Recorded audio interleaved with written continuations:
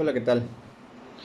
Eh, Hoy vamos a continuar con nuestra clase y precisamente hoy nos corresponde hablar de la naturaleza del juicio de amparo.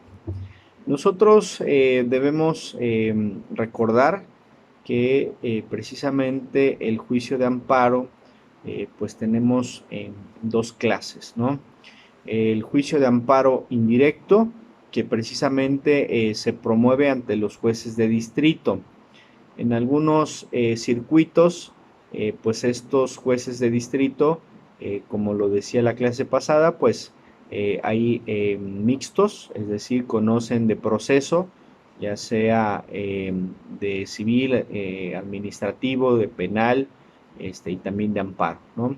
En algunos otros circuitos, pues bueno, su propia designación ha sido para jueces pues de juicio de amparo, ¿no? Y entonces debemos nosotros también recordar que estos amparos indirectos, pues justamente su naturaleza, pues es precisamente en dos aspectos, ¿no? La primera, que es precisamente buscar nosotros la suspensión del acto reclamado, que esta suspensión no es otra cosa que tratar de detener el acto de autoridad para que no se ejecute y pues que no tenga repercusiones dentro de la esfera jurídica del justiciable o del quejoso, ¿no? En ese sentido, pues nosotros debemos recordar precisamente que esta suspensión del acto reclamado, pues tenemos por su propia petición del quejoso, es decir, a petición del quejoso, tenemos otra parte que es la suspensión de manera oficiosa y la propia doctrina establece una tercera que es la suspensión de plano, ¿no? Acordémonos nosotros que esta suspensión del acto reclamado a petición de parte inclusive es uno de los requisitos de procedibilidad, ¿no? Otros requisitos de procedibilidad, pues precisamente es que no transgreda pues precisamente el interés social o el orden público, ¿no? Eh, Vaya, podemos nosotros poner un ejemplo muy básico para que podamos nosotros entender esta situación.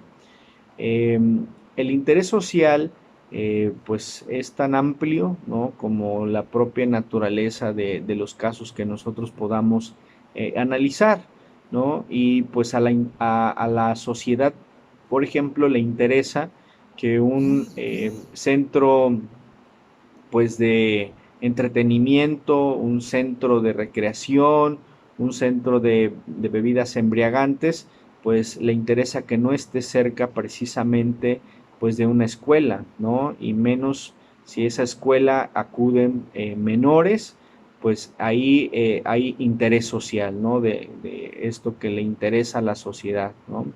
A la sociedad le interesa, por ejemplo, que pues no haya impunidad, que se respete siempre la ley y el Estado de Derecho, ¿no? Entonces, en ese sentido, difícilmente se nos concedería pues una suspensión, este, pues atendiendo a que va a prevalecer o se va a ponderar en todo momento pues el interés social. Por su parte, el orden público, pues precisamente, pues busca que siempre prevalezca por encima de todo, pues el Estado de Derecho, ¿no? Y el Estado de Derecho no es otra cosa que justamente se respete las leyes, los reglamentos, la Constitución, los tratados internacionales. Entonces, difícilmente podríamos obtener una suspensión del acto reclamado atendiendo a que pues pueda existir pues esta situación de que haya un ordenamiento específico donde se establezca por ley pues que no se puede restringir en ningún sentido pues la norma, ¿no? Y pues siempre debemos nosotros buscar que esa suspensión pues no vaya en perjuicio de estas dos situaciones. Y es como litigantes, como promoventes de juicios de amparo, pues siempre es el reto mayúsculo el que podamos nosotros encuadrar nuestra solicitud en el capítulo específico de suspensión para que no nos invoquen el interés social o el orden público, ¿no? Y aquí es, creo yo, la parte más técnica y más profesional que nosotros llevamos a cabo como abogados. Definitivamente el realizar un juicio de amparo y que pueda cumplir con todos estos requisitos, pues es el mayor reto profesional, ¿no? Definitivamente no hay como un catálogo, ¿no?, de hechos o casos en los que podamos nosotros ver como impedimento que se nos conceda la suspensión del acto reclamado. Yo considero que es precisamente la labor argumentativa, la labor precisamente de convencimiento que hagamos para que en nuestro caso pues no se nos aplique en ninguna de estas hipótesis y que se le dé entrada a nuestra suspensión y que se nos conceda. Y acuérdense ustedes que la suspensión es tanto provisional como definitiva. La provisional con el solo informe previo que rinda la autoridad donde diga que es cierto o a falta de pues se presumirá como cierto, pues el juez de distrito, si pasamos esta primera etapa que comentamos del interés social y el orden público, concederá la suspensión provisional. Esta suspensión provisional durará precisamente hasta en tanto se rindan los informes justificados de las autoridades responsables. Recordemos que las autoridades responsables pueden ser ordenadoras o ejecutoras. Los actos de autoridad, algunas autoridades los ordenan y otras las cumplen, ¿no? Y creo que el ejemplo más básico que podemos ocupar para entender esto, pues son las órdenes de aprehensión, ¿no? En las órdenes de aprehensión, pues un juez de control, ante la solicitud expresa del fiscal, puede, si acredita precisamente no solo el riesgo de fuga, sino que se colman los elementos del tipo penal y se presume o probablemente la participación de la persona a la que se le está solicitando la orden de aprehensión, ¿no? El juez de control ordena la aprehensión y la ejecutan precisamente la policía de investigación o cualquier cuerpo de policía, ¿no? Entonces ahí pues nosotros como abogados tenemos que dejarlo claro porque pues en el pedir está el dar. Si nosotros no somos claros, precisos en establecer qué autoridad es la ordenadora y quién es la ejecutora, pues difícilmente podemos obtener éxito en el momento mismo en que la autoridad juez de distrito pues ordene que hasta en tanto no se resuelva pues el expediente principal, pues tendrán que estar en el estado en el que se encuentran las cosas, que esa es la finalidad de la suspensión del acto reclamado, ¿no? Que no se quede sin materia el juicio de amparo, esto es, pues que prevalezca intacto el bien jurídico que se está buscando proteger hasta en tanto se resuelva, ¿no? Creo que es una parte elemental, pues llevar a cabo un juicio de amparo, todas sus instancias, pues tener la suspensión del acto reclamado, ¿no? Porque de ejecutarse, pues vendría inevitablemente un sobreseimiento, ¿no? Justamente. En ese sentido, la suspensión definitiva pues durará hasta en tanto se resuelva el principal, ¿no? Y vaya, como mero recordatorio, ustedes bien saben que el incidente de suspensión se tramitará en duplicado, es el expediente en rosa que nosotros conocemos, y por cuerda separada del principal, que es el expediente hasta ahora verde, ¿no? Que nosotros, todos nosotros conocemos. Y aquí hay un debate bien interesante en estas materias, porque, por ejemplo, pues se ha dicho, ¿no? Y cito como ejemplo, cuando se acude al juicio de amparo, para pedir, pues, la justicia que ampare y proteja al quejoso, toda vez que se ha sido discriminado por condiciones de preferencias sexuales, y, por ejemplo, en el caso de Veracruz, pues que no se les permite casarse, ¿no? Y todas las implicaciones que esto les conlleva, pues hasta en tanto no se tiene esta certeza y seguridad jurídica como es el matrimonio civil, pues se encuentran en esa incertidumbre, en ese limbo jurídico, pues sus derechos, ¿no? Como pareja, una de otra, ¿no? Y con eso lo que conlleva, pues el acceso a los seguros, tanto de salud como las pensiones posteriormente, ¿no? Los bienes, etcétera. Entonces, en este caso específico, y vale la pena tocarlo precisamente por la materia que nos ocupa, pues podemos advertir que algunos criterios de algunos jueces de distrito y posteriormente tribunales colegiados de circuito, pues algunos de ellos son del criterio de que toda vez que ya hay jurisprudencia de la primera sala de la Suprema Corte de Justicia de la Nación, donde se establece precisamente que pues es este Código Civil veracruzano violatorio del derecho humano a la igualdad y la no discriminación, al no permitir que se casen dos personas del mismo sexo, ¿no? Entonces, esta Suprema Corte establece pues que es un acto discriminatorio, ¿no? Entonces, al existir ya jurisprudencia al respecto, donde se establece precisamente que es esta norma viola la Constitución y los tratados internacionales, entonces algunos jueces de distrito y tribunales colegiados de circuito así lo han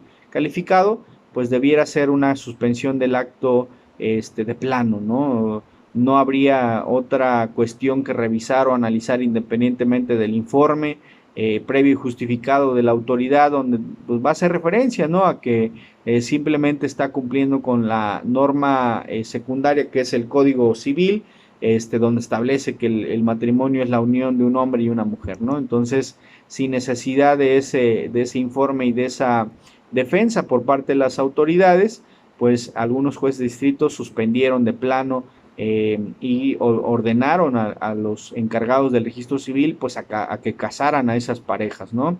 Algunos otros jueces de distrito pues fueron del criterio de no conceder una suspensión de plano, solamente una suspensión provisional, en tanto se resolvía el expediente principal, donde pues inevitablemente al existir ya esa jurisprudencia, pues el resultado iba a ser precisamente concederle la protección de la justicia federal, ¿no? Y aquí es importante analizar esto porque también es un derecho humano establecido en el 17 constitucional, pues el acceso a la justicia pronta y expedita. Luego entonces, pues esperar a que se resuelva el expediente principal, pues a veces eso implica tiempo, eso implica violación a un derecho humano al acceso a la justicia pronta y expedita como lo he establecido, y pues ese podría ser un argumento y más bien fue uno de los argumentos vertidos por los jueces de distrito que la concedieron de plano, ¿no? Muchos pues también argumentaban para no concederla de plano, pues este hecho, ¿no? De que se desnaturaliza el juicio de amparo porque donde se resuelve que es violatorio de derechos humanos, que es inconstitucional una norma, etcétera, o inconvencional, pues es en el principal, no así en el incidente de suspensión. Y bueno, aquí cada uno de nosotros podemos tomar pues una postura, ¿no? Un criterio al respecto. Y pues bueno, eso va a depender de cada uno de nosotros, lo que nosotros podamos opinar, ¿no? Desde nuestro criterio. Y pues bueno, eso es de cada uno, ¿no? ¿Cuál es mi punto de vista muy, muy particular?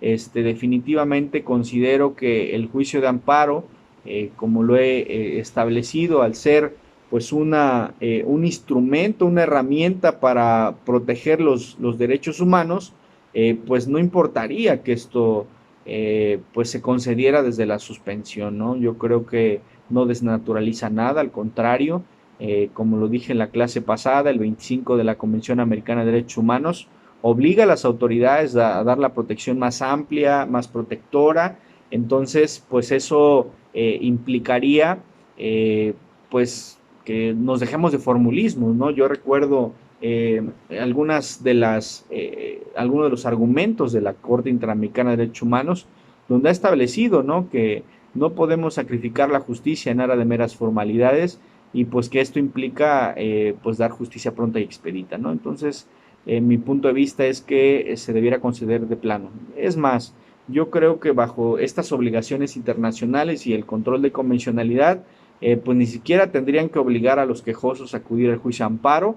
Tendrían en todo caso los encargados del registro civil, desde mi perspectiva, y bajo estos fundamentos que hablamos en la clase anterior, del 1 constitucional, el 1, el 2 de la Convención Americana, el 26 y el 27 de la Convención de Viena, pues justamente establecerse ese respeto irrestricto como autoridad en el ámbito de sus competencias de promover, respetar y garantizar los derechos humanos, pues no obligar a los quejosos a acudir al juicio de amparo y pues hacer control convencional y casarlos, ¿no?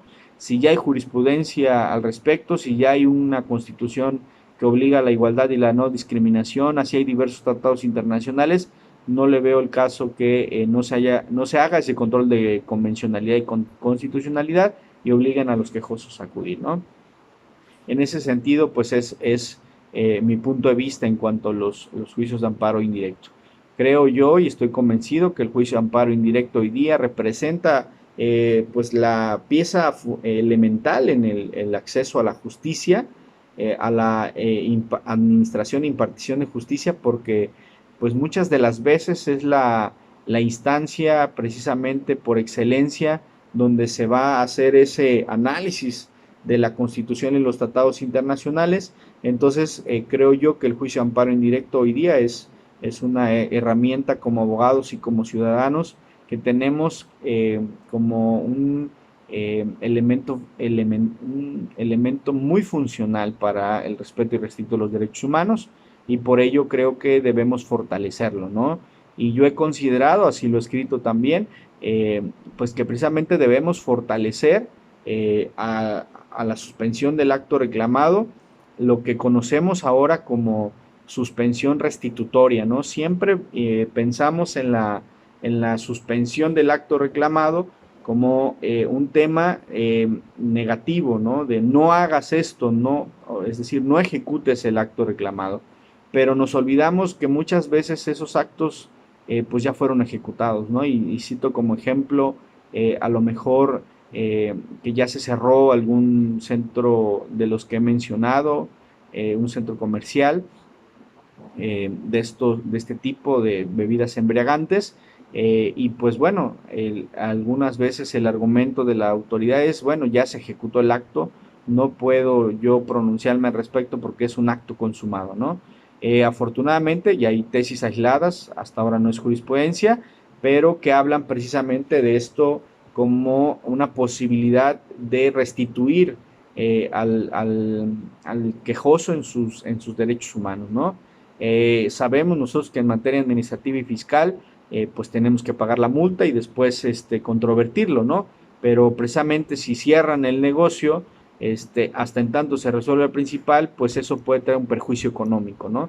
Entonces se habla precisamente de esta suspensión restitutoria en el sentido de restitúyelo, permite, quita esa clausura, permite que pueda continuar en su negocio comercial. Si al finalizar precisamente el juicio amparo se resuelve que es indebido, que es ilegal, etcétera, pues bueno, será a posteriori, no a priori para pues violentar derechos humanos, porque en el supuesto que se te conceda el amparo, pues la violación está ya hecha y muchas veces pues es de imposible reparación, ¿no? A veces no todo se puede cuantificar, no todo se puede pues llevar de esa manera, y pues a veces el tiempo también es, insisto, un derecho humano y pues lo hemos olvidado, ¿no? Creo que es justamente en el juicio amparo donde se lleva a cabo la ponderación, el test de proporcionalidad, para efecto de, pues siempre en el derecho va a haber al menos dos derechos en juego, ¿no? El del quejoso y el del tercero interesado en este caso, ¿no? Entonces, nosotros tenemos que entender que en la medida que nosotros hagamos esos test de ponderación y test de proporcionalidad, que a manera de recordatorio, acuérdense que en el test de ponderación debo de analizar la necesidad, la proporcionalidad y la idoneidad de la medida para ver en qué sentido yo puedo resolver el caso. A manera de ejemplo, si pensamos en el aborto, ¿no?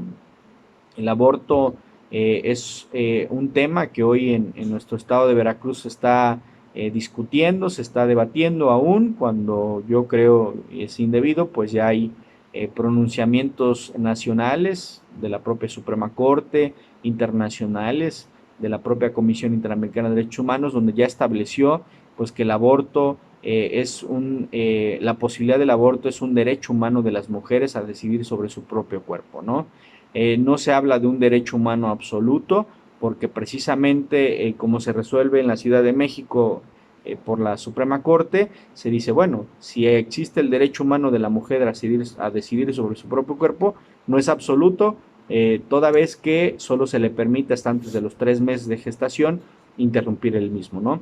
Posteriormente a estos 3 meses se va a ponderar en todo momento, se va a privilegiar en ese sentido, después de los 3 meses, el derecho humano a la vida del feto, ¿no? Entonces, en ese sentido, y justamente es el debate que siempre se hace en los juicios de amparo, pues se ve cómo siempre están en juego esos dos derechos, siempre habrá. Si pensamos justamente en la eutanasia o en la muerte anticipada, al no haber derechos absolutos, como dije, o sea, ni siquiera el derecho a la vida es absoluto. ¿Qué es esto de absoluto? Que no acepta restricciones bajo ninguna circunstancia, ¿no?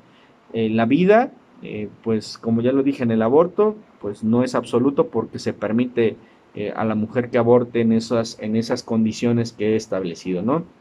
En el tema de la muerte anticipada o la eutanasia, diferenciemos primero. La eutanasia es justamente, no es decisión del paciente, es del familiar por las condiciones de salud en las que se encuentra, pues desconectarlo, como vulgarmente decimos, ¿no? Y que ya no haya una respiración, ya no haya un funcionamiento artificial, y pues que se le desconecte, ¿no?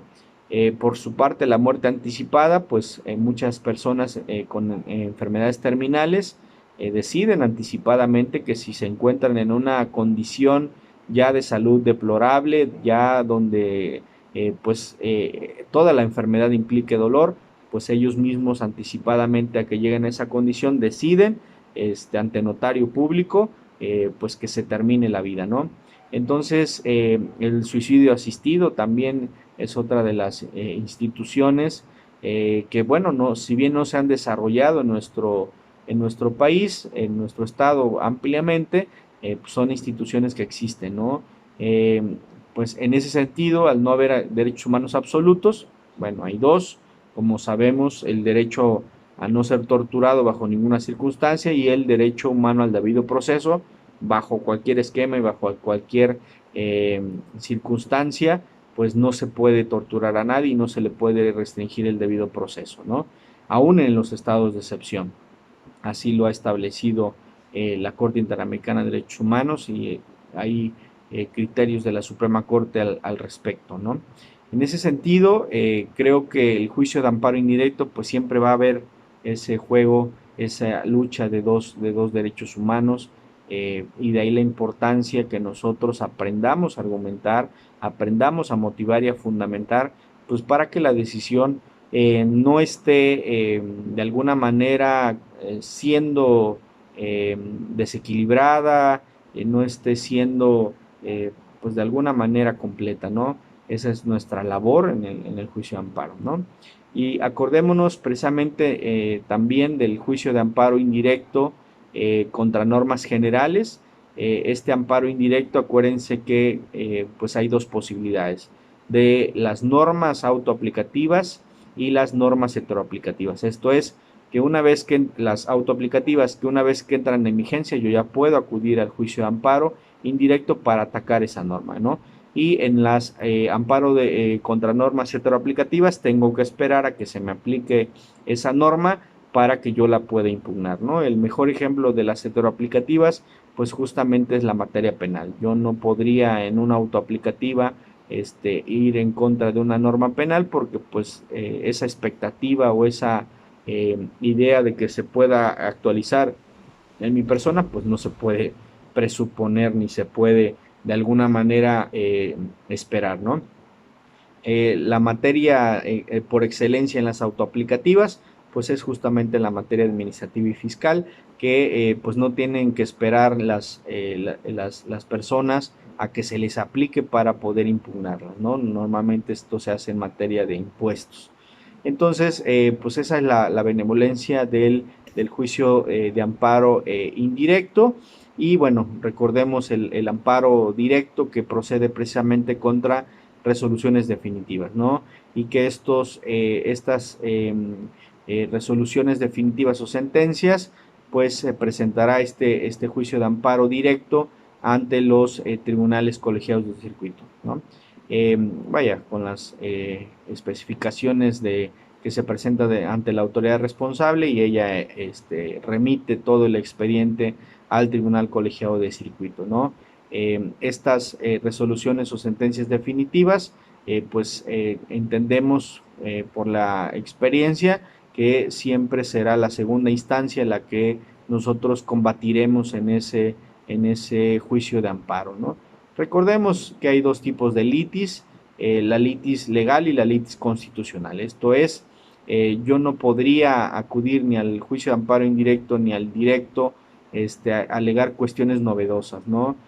Todo tuvo que haber sido combatido, debatido en la primera y en la segunda instancia para que yo pueda tener litis constitucional, que es precisamente lo que rinde la autoridad como informe justificado, su sentencia y resolución, y los conceptos de violación que yo voy a esgrimir en contra de esa sentencia, ¿no? Y recordemos nosotros, y eso es muy importante, que yo en mi concepto de violación pues tengo que hacer una lucha frontal contra cada elemento de la sentencia. La sentencia es un todo, la sentencia se sostiene por sí misma, entonces yo tengo que esos considerandos que sostienen esa sentencia, pues combatirlos a través de mis conceptos de violación, ¿no? Y lo decía en la clase anterior, estos conceptos de violación definitivamente tienen que ser integrados por la Constitución, los tratados internacionales, la jurisprudencia y la doctrina para que sea una lucha frontal que yo haga contra esa sentencia, ¿no? Y tengo que combatir todos los puntos porque de lo contrario la autoridad jurisdiccional podría establecer que estos conceptos de violación pues son inoperantes. Esto es, que yo no logré esgrimir argumento en contra de los razonamientos que hizo el juzgador, que hizo la sala para poder resolver de la forma en que lo hizo, ¿no? Entonces, creo que esta clasificación de conceptos de violación inoperantes es bastante penoso porque justamente habla de que no se logró hacer un argumento que combata en todo, tanto sus fundamentos, sus razonamientos y sus pruebas, el razonamiento del juzgador, ¿no? Entonces es muy importante que nosotros lo hagamos de esa manera para efectos de poder lograr que se nos conceda el amparo, ¿no? El amparo directo, como establecía, pues precisamente es la última oportunidad que se tiene muchas de las veces como litigante para poder lograr pues una posibilidad de pues beneficiar sus intereses de nuestros clientes o cuando se hacen a título personal, ¿no? Recordemos siempre, primera instancia, debemos nosotros, al menos en materia penal y civil, tenemos que apelar, ¿no? Esta apelación, como sabemos, se va al Tribunal Superior de Justicia, ahí las salas penales o civiles van a dictar una sentencia, que en esta sentencia resuelve esa apelación, que justamente se centra entre los agravios y la sentencia de primera instancia. Y entonces contra la sentencia precisamente de apelación de la sala correspondiente, yo voy a poder acudir al amparo directo porque justamente estás en la justicia ordinaria, esta sentencia de la sala pues es ya la última instancia, ¿no? Recordemos que en materia laboral pues no hay esta segunda instancia, entonces los tribunales colegiados de circuito que conocen la materia laboral pues van a conocer directamente el laudo que emitió estas juntas de conciliación y arbitraje, ¿no? Esa es una de las diferencias. En ese sentido, pues nosotros tenemos que buscar siempre pues atacar esas sentencias y resoluciones definitivas para que el amparo directo pues pueda representar una posibilidad. Acuérdense ustedes que en amparo directo. En amparo indirecto procede el recurso precisamente de revisión para que un tribunal colegiado de circuito pueda revisar lo que hace el juez de distrito, ¿no? Entonces esta es una posibilidad diferente porque en el amparo indirecto pues no es contra una resolución definitiva, es contra actos de autoridad precisamente que puedan generar un perjuicio y que no puedan ser subsanados o salvados dentro de la sentencia definitiva, ¿no? En ese sentido, el amparo indirecto en revisión pues nos da la posibilidad de que además del juez de distrito, un juez, un magistrado de un tribunal colegiado de circuito pues proyecte a sus demás compañeros esa posibilidad. Recordemos que los tribunales colegiados de circuito, como ya establecí, pues se integran por 3 magistrados de circuito y que en su conjunto forman el pleno. Cada asunto en los tribunales colegiados de circuito los resuelven los tres magistrados, ¿no? Uno de ellos es el ponente, obviamente, y los demás, si se convencen del proyecto, pues van a dictar en su conjunto por unanimidad la sentencia. Si en alguno de ellos disiente del sentido de la resolución de la sentencia, pues bueno, podrá hacer un voto particular y disentir en ese sentido, y entonces la resolución la sentencia saldría en el sentido de por mayoría de votos, ¿no? Muchas veces estos votos particulares son con mucha técnica jurídica, son los votos, acuérdense, particulares, puede haber en dos sentidos, justamente cuando difieren del sentido de la resolución, o cuando comparten el sentido, pero no los razonamientos que se dieron en la misma para llegar a esa conclusión, ¿no? Entonces, un voto particular forma parte de la sentencia y eso es importante. Si bien pues no se resuelve bajo el aspecto ahí establecido en el voto particular, pues nos puede dar luz por si queremos nosotros acudir a la Suprema Corte de Justicia de la Nación, que bueno, eso ya lo tocaremos más adelante en las clases posteriores. Pues bien, hemos llegado al final de esta clase en cuanto a la naturaleza del juicio de amparo, indirecto y directo. Muchísimas gracias y nos vemos la próxima clase.